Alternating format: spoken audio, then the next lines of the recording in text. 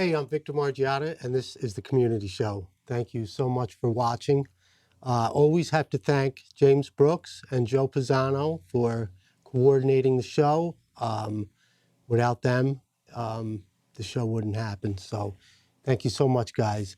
And a shout out to Augusta Williams for what a great show we did on the last show, and really, really great job. And it was a lot of fun. I actually just watched it again today, so thanks for watching. I am blessed to have my cousin Frank Panebianco come on the show. And of course, we're going to talk about family, we're going to talk about community, and we're going to talk about getting involved in the community. My pitch on the show is don't complain about what's going on, get involved. Join the PTA, join the fire department, join the Italian club, the Irish club. There's so many avenues out there to get involved in the community and make a difference. You know, this community that we're living in, this environment that we're living in, you know, people need help. And the only way to solve the problems is to get involved and help people. So, Frank, thank you so much for coming on. Thank you, Victor. We've been cousins for how long? Oh, let's see. Well, how old are you? Because I'm a couple years older. Should I say the age or what? Oh, yeah. Be 55 this year, 55. Oh, man, so yes, I know. but you are older and still I older. just turned 57. I'm the same age as your Yes. sister, Andrea. Yes, that's right. And, you know, I love the fact that you grew up in a house with women. Yes, thanks for And, reminding me. And it's extended. Yeah, and now you're a grandpa with Correct. So 2 little granddaughters. yes, along with 2 daughters. So growing up, as you know, up in Westchester County, 4 sisters, no brothers. Then I've been blessed with 2 daughters and no sons, and now 2 granddaughters. So I'm truly blessed with all of these women. Yeah. And I chose a profession, which we'll get into, education, which is predominantly women. Yeah, right. So I am working with a lot of women and living with as well. And fortunately, my granddaughters and daughters still live in the house with us, so I get to see them every day. Wow, that's great. Yes. But in the contrast, now my family had 9 boys and 1 girl, right? Complete opposite. Yeah. And my sister, you know, the closest she had to a little sister was she used to dress me up as a girl when I was... And then she had 4 boys. And, you know, her husband, she was like, come on, we got to have a little girl. Her husband like, that's it. That's it. Right? 4 boys. So finally, she has a granddaughter. My nephew, Christopher, had a little baby. She just turned 1, little Lily. Right. And we're going to finally get to see these kids. You know, it was rough with the pandemic. Of course. Right. I was supposed to fly down to Arizona to see my brother Jim's son, Bill, had a little boy. And that was right when the pandemic hit and I couldn't go down. And now he has a little girl. So now he's got 2 kids. So now I really have to fly down and go see them.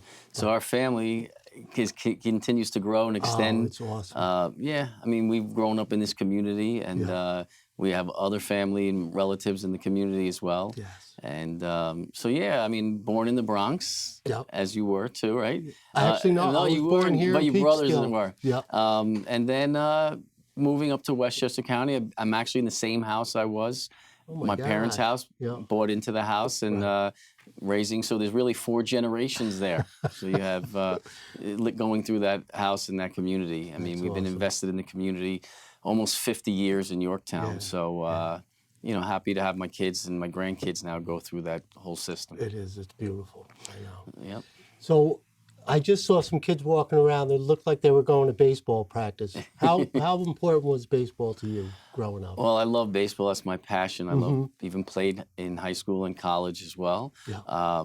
And from there, not having sons though, but I was able to teach my daughters to play, and they were softball, and I was their coach throughout the years of every year that I coached them, as well as soccer wasn't my expertise, but at least I wanted to show the involvement. I think parental involvement is key. I mean, you know, I'm from growing up there, and then my education going through Yorktown High School as well, and graduating. My children graduated from Yorktown High School, so being involved in the community, and then my path actually took me into education, and I became a teacher, and I've been teaching in the New York City school system. Yes. And being in New York City, very diverse population that's down in the Bronx where I work. Almost 30 years of teaching into the New York City school system, and realizing the importance of the children in the community and what it takes to educate our children, but the importance of the parental involvement and the guardians that are there to make sure that the kids get the best education. You need your parents and guardians involved in the kids' education. And in the New York City school systems, when we would have parent-teacher conference night, the importance of what it showed parents of their kids' education, involving them, different things in the community that we would do with the parents as well to bring them into the educational part of the children's career as they move along, because it's to make them successful, is if they see the parents' support. So yeah, I was able to educate and be an educator, and but using that in my own home, in my community, I volunteer a lot. I want to make sure that it's not just about what you do as your career and working, but you have to volunteer as well. Other than the coaching that I did, our faith is very strong in our home, and involved in the church. I got to say, my wife is the one who actually got me involved in all the volunteering, because I probably wouldn't have done it on my own, but that's all right. with her We help. all need a little nudge. And I've always said, if people would, somebody would reach out and take their hand and say, all right, people love to get involved. They love to volunteer, So on Sundays, watching football, sitting on the couch, when my wife would say, are you going to come with me to a food drive? Are you going to come with me? Next time you go, I will go. And then once I went, I realized how important it is, and what it takes for people in our own community that don't have what we may have. So providing them with, we would do Thanksgiving. We go to the church, we cook the foods, and we'd feed the people in the community that unfortunately would not have that type of opportunity to eat like a Thanksgiving meal. So it was great. And since then, you can see it's more satisfying for me than I think it is, for them, because they're there, needing of assistance, and I think the reward actually comes on my end for feeling that satisfaction of helping people. There's no doubt.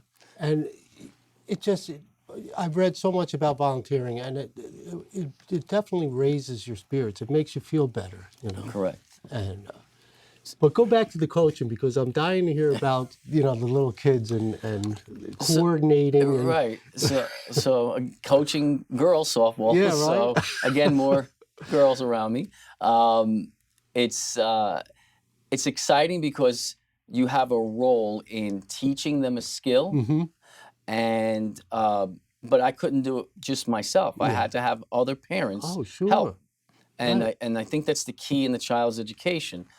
A child growing up, the first educators in their life is their parents. And not only the first, but their parent is going to be the educator throughout their entire life. So the parents are the ones who are teaching them how to talk and to walk, and the values and other educational things. The school obviously is there to support and provide the education, but it's the parents' role. And volunteering in the community, coaching, we did win one championship. We had a little bit of a Bad News Bears team, and we actually won the championship, so it was very satisfying. So I enjoy working with children. Like you, we're probably children and kids at heart. Oh, I know. There's no doubt. I don't know if we could tell the public some of the stories of the things you would do. But kids love you. Let's just put it that way, because you stoop to their level, I guess. You know what it is? It was being raised in a family of 10, and I know when I was little, I was hugged and kissed probably 1,000 times, and you can't hide the fact that we need love. Right. It's so important. Sure.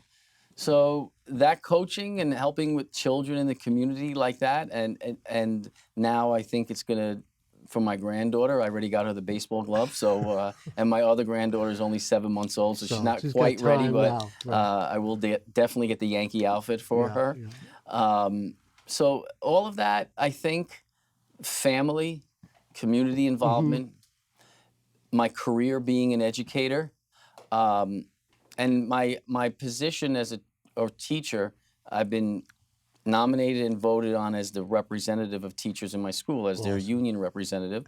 I didn't know if I wanted that, but they nominated me, and I been on that position every year. They keep nominating me. Excellent. To the point that actually the union has made me into a national and state delegate for Excellent. teachers. Congratulations. Thank you. So so you're representing teachers and the educational structure for children. And I've been actually fortunate that in the position working with the teachers union, I handle the teachers' retirements as well. So handling teachers' retirements, I find that that's one of the things that teachers will typically say when they want to retire. I don't really know what I'm going to do. And there's a hesitancy. And once they retire, they come back and visit and they'll say, I am volunteering and doing more things now. It feels like a Saturday every day. I love it. I'm so involved in my community. I didn't realize how much help I could be in providing and assisting other people in the community. Oh, that's great. So I think that focus has kind of led me to believe that maybe I could do more in my community, and and that's what's kind of leading me into thinking of other ways to help out in my community. Yeah, for sure. And I love that you talk about the fact that how involved parents have to be. My parents were very strict. They had 10 kids. They had to kind of be strict. Yeah, same upbringing. So we went to St. Patrick's School right here in Verplank, and we had the nuns, and they were very strict. But it didn't affect me because I already was accustomed to being disciplined. Exactly. Yes. And but it definitely helped me, because I was able to have self-control. Right. And I think that's the most important thing. When you're all over the place, it's hard to be to think clearly, and to do things and to work. The work ethic. How important it is, do you think, to be strict? Well, I think when it comes to discipline of children, there's different ways for children. Some children may need the type of disciplining that we grew up with, but a lot need another way, whether it's just having a conversation with them, whether it's supporting and letting them know that you're there, listening to what their issue may be. So it's not a one-size-fits-all. Right. However, I think the key component when it comes to raising children, and this stems into education, is they need to know you're there. I mean, as a teacher in the Bronx, I've been in areas where there's not as much, unfortunately, parental involvement. And you could see some of the kids, how it affects them. And, not having that support at home that they would love to have and they're missing, you could see that there's a sort of a void in the educational process. I remember one teacher telling me one time, we have them for 6 hours a day. The other 18 hours is with their parents or guardians. So if there's a missing component in that, it affects the child for life. I mean, children, need to have a structural support system around them. If you're left alone and without the proper guidance, children are going to do things that maybe you wouldn't have if you're more mature as you get older and understand things. So I think that parental involvement, that component, is key for the children, not only just at home, but obviously in the educational process. I was a poor reader when I was a kid, and I used to love when the teacher would read the book to us, and I was an excellent listener, I would comprehended, but I don't know if I was dyslexic or what, but, it took me forever to read a book. And, what do you think about, say, audio books or, stuff like that? Sure. Is that a good idea for... Well, let me preface saying I was a math teacher, so right. But that's a little different. Yes, right. But I also taught. And I was actually pretty good at math. Okay. So. But that same concept is applied to not just for reading, but as well as math. In terms of, as an educator, you have to understand there are different learning styles. Some children learn better as auditory learners, listening. Okay. Maybe you. Yes. Have you ever remember growing up listening to a Yankee game on the radio? Yeah. You could visualize it in your head because you're listening to it because you're an auditory learner. Some people are visual learners. Some students need to actually see. Maybe a combination of both. Kinesthetic, they need to have their hands on it, actually doing it. But in a combination of all is which actually teaches you that, but you have a stronger skill. So what is your learning style? And that's part of the challenge as a teacher, to have to identify what each learning style of each student is. And that's why you're certified to be a teacher. You have to go through the education process, the state certification process. You go through a period where you are before you're actually appointed as a teacher. It's sort of a probationary period. You're evaluated based on that. You need to meet state guidelines. So being an educator requires an expertise to be able to work with children. But then the schools are going to provide programs to assist that. When we grew up, maybe those programs were not as there, and we've been able to since identify certain things that children need. And that's always going to be an open book, I guess, for education, because you're constantly looking at what can you do to better the education of children.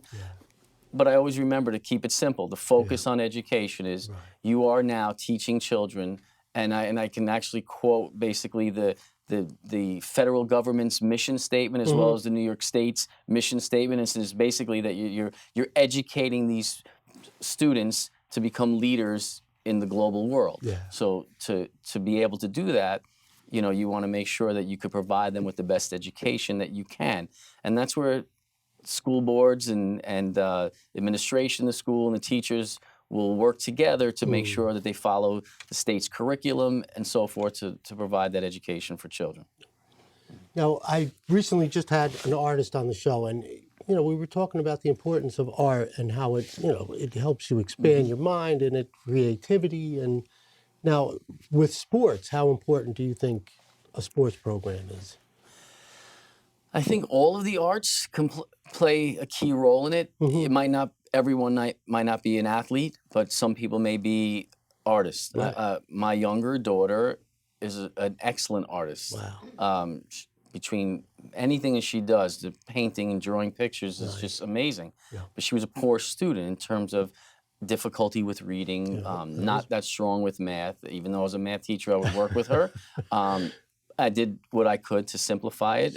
She was in classes that would assist her, give her extra time on tests.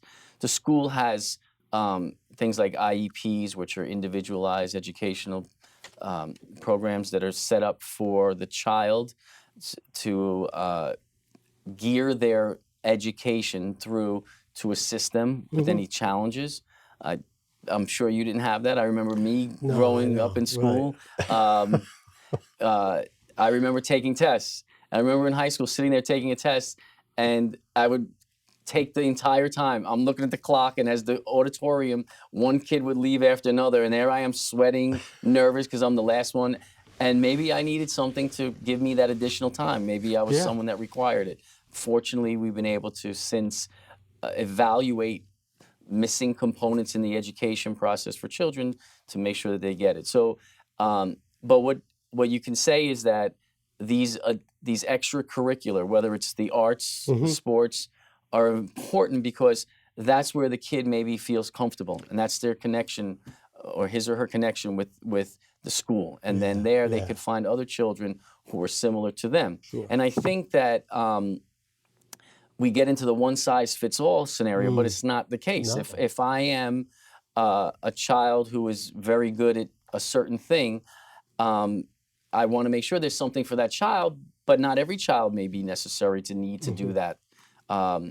But obviously there are specific curriculum that every child must do, but if there are other extra things that a child has a comfort zone and needs to be there for whatever the reason is, I think that's the importance of why the schools and the school boards evaluate that and decide to either through budget and make programs for that. Yeah, that's excellent. Okay. So what are you doing now? You're not still playing baseball, are you? Yes. A little bit? Yes. Over 40, men's league. Really? Where? Yes. It's in Peekskill? It's in Westchester and Putnam, still playing, right. although I haven't played the last 2 years. Okay. I you've think been once you busy. hit 50, everything starts to hurt. Yeah, the check engine light comes on. It's been on. I know. I gotta. So I'm hooked on the golf, yes, and that's I probably next. probably could be volunteering more, but I gotta make myself happy too, especially when I'm working all those hours. I gotta have my outlet. So. Right. So talking about getting involved and the importance of community, you're deciding to run for the school board. Right. When did that come up? Well, as a teacher and as a union representative, part of the position requires me to be involved. I mean, I have, as the representative from the school, you're on the meetings, every meeting. I'm on the safety meeting. I'm on the meeting where the parents are involved. I'm on the committees and meetings with the administration, the superintendent. So many of them are monthly meetings, and the custodian. So you're dealing with budget. You're dealing with all of those things. So that kind of background, I saw the ins and outs and the importance of parents. In New York City, they have a position in the schools which is called a parent coordinator. And that parent coordinator is a full-time position that it's sort of the eyes and ears of the parents in the schools, the voice of the parents. That parent coordinator will meet with the parents and turnkey and bring that voice into our meetings representing parents in the communities. We would have what's called consultation meetings with the administration, and we would invite a 7-panel board of parents to come in as well, in addition to the parent coordinator. So that background and noticing the importance, and then having been involved in the community and now having a granddaughter that's getting close to the grade level for school, right. Watching some of the school board meetings, attending some, and realizing that I'd like to be more involved in my community. I mean, I've been involved in the New York City community, and I'd like to be more involved in the community where I live, and my children went to school, and I went to school and graduated, as well as now my grandchildren will be. So I think taking that experience that I've had in New York City and being involved here in the schools in where I am in Yorktown. So I know that, it's probably been something I've thought about over the years, but I think the opportunity seemed to come up this year. And I guess maybe having the granddaughter getting close to an age of school, and I said, this is something I'd be interested in. So I did my research. I've been looking into it, and so now, this is something I'm going to go run for, and I think I want to bring up the concept of that. The most important thing is the child. That's it. That's huge. Not what There's I no think, doubt. Right. not what you think, but what's best for the children. And if you focus on the children, the children's education, that's how you're going to make the best decisions for the children. I'm going to probably mess this quote up, but Nelson Mandela says, society's soul is the way in which we treat our children. So I think that if you focus on the children and the priority, and then support that with parents and guardians and taxpayers in the community having their voice in the school, that you have everyone's best interest, which is the child at heart. Yeah, and getting the parents involved. What are some ideas you have about getting parents involved? So I think transparency. I mean, letting them know. I think, like I mentioned before, people are working. You're working 2 jobs. I know, that's the other thing. It's tough. Right, both parents working. So focusing on paying the bills in the home and taking care of the in-house stuff, you put your trust in your community leaders and the elected officials. And if your school board is elected officials, you're putting trust in them to do the best they can to represent your ideals for your children in the community.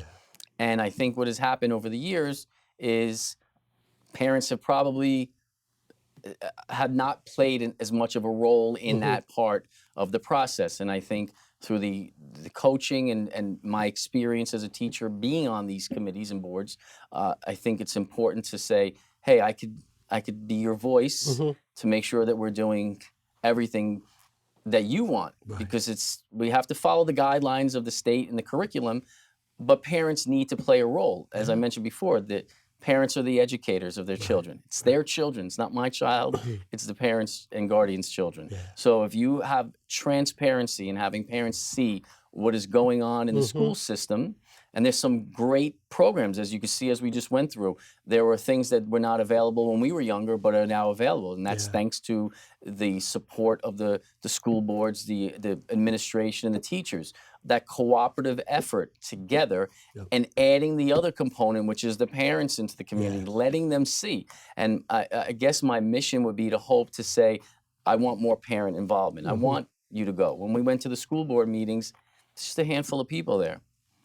I mean, there's thousands of people in our community, you know, and I know you're busy, and there is a local access channel like this that provides it. It's aired at a different date, so I think, again, busy schedules, you kind of miss that, and I think showing that transparency, letting parents be involved, as you know, guardians and parents being involved, focusing on the child, and the community involvement and accountability. You want to make sure that whatever decisions are made, if these decisions, people are held accountable to their decision-making process. Right. And that's key, that people need to get involved. They need, it's got to be a majority vote, a majority saying what's going to happen, what's going on, and not just a few people. Exactly. I think that's what's important. So in my experience working, there were sometimes views that I may have had that differed from the majority, but I understood if this is what the voice of the parents and others wanted, that you had to support. I wasn't there to, I could state my opinion and my view, but ultimately it's the child's interest which is best, not my interest or what I believe is best. And that would apply to everybody. So we have to come together in agreement, majority of people, to see, hey, you know, what is going on, transparency, you know, what decisions are being made. And if parents are in support of certain programs and ideas, then that's what they want. That's their children. That's key, so, for sure. So, I'm so glad you came on the show. This went really well. I appreciate you very much. it. Felt comfortable speaking to family, right? Is that what it was? I was hoping there was a dish of pasta on the table. It's coming. I made, what did I make? Sausage and pepper lasagna. So, it's funny because I wanted to open a restaurant called Lasagnas and just make all different kinds of lasagna, like a seafood lasagna, eggplant lasagna, spinach lasagna. And, you know, maybe when you're not too busy, we can get together and maybe open a restaurant. Absolutely, yeah. like we got time, yes. right? But thank you. It was so nice having you on. And the girls are good? Everybody's good? Everyone's great. The joy of watching, you know, when you have your own children. That's one thing. It's great. I love you. It's the greatest gift from God. I mean, having children. Without a doubt. But when you're in your 20s and your 30s and you're raising kids and you're working 2 jobs and paying the bills and volunteering in the sport and doing all that, unfortunately you kind of miss that, or it goes so quickly. And then now looking at it as a grandparent perspective and looking at these two wonderful little kids, it's just so beautiful. I can't express how amazing and fun. The older one is ants in her pants, and she's probably as much energy as you. Yeah, right. That's great. Funny, and the little one is the cutest little thing. It's great. I love it. Thank you. Right. I'm Victor Margiotta. This is the Community Show. Thank you for watching, and please get involved.